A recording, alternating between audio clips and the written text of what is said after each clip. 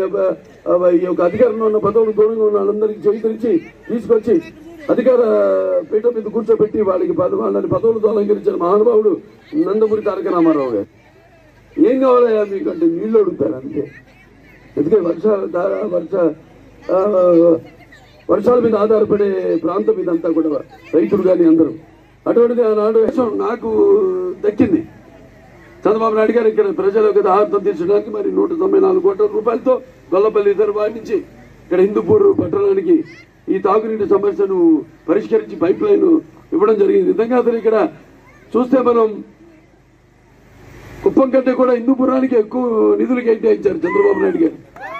ఎందుకంటే ఇక్కడ రామారావు గారు 3 సార్లు ప్రాతినిధ్యం వహించడం, అలాగే అన్నయ్య హరికృష్ణ అన్నయ్య 3 సార్లు, తర్వాత నేను 2 సార్లు, అలాగే ఇక్కడ అన్ని ట్రాఫిక్ అయితేనేమి, పోలీస్ డిపార్ట్మెంట్ విషయంకి వస్తే ఇక్కడ 2వ పట్టాన మరి ఆనాడు భూమిని కేటాయించి మరి 50 లక్షలతో ఇక్కడ భవనాన్ని నిర్మించడం జరిగింది.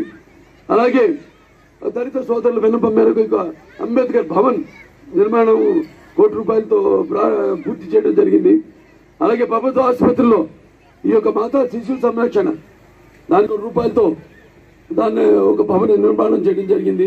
ఆవిడ చేసిన పనులు, ప్రతిపక్షంలో ఉండి కూడా చేస్తున్న పనులు, రేపు చేయబోయే పనులని కూడా మీరు గుర్తుపెట్టుకుని ప్రతి ఒక్కళ్ళ అభ్యున్నతి కోసం అందరూ కూడా మన సైకిల్ గుర్తుకే మీ ఓటేసి మన తెలుగుదేశం పార్టీ ఇక నేను శాసన అభ్యర్థిని అందులో మనందరూ కూడా అందరూ ఒకే తాటిపై ఉరకెత్తుతున్న ఉత్సాహంతో ఇక్కడికి మీరందరూ సంఘటితం అయ్యారో ఎలాగైతే పార్టీలు 3 కూడా ఒక శక్తిగా సంఘటితమైందో మీరంతా కూడా రేపు ఇదే ఉరకెత్తుతున్న ఉత్సాహంతో మీ ఓటు సైకిల్ గుర్తుకేసి 2 ఓట్లు మన తెలుగుదేశం పార్టీ అటు శాసనసభ అభ్యర్థి నన్ను, అటు లోక్సభ అభ్యర్థి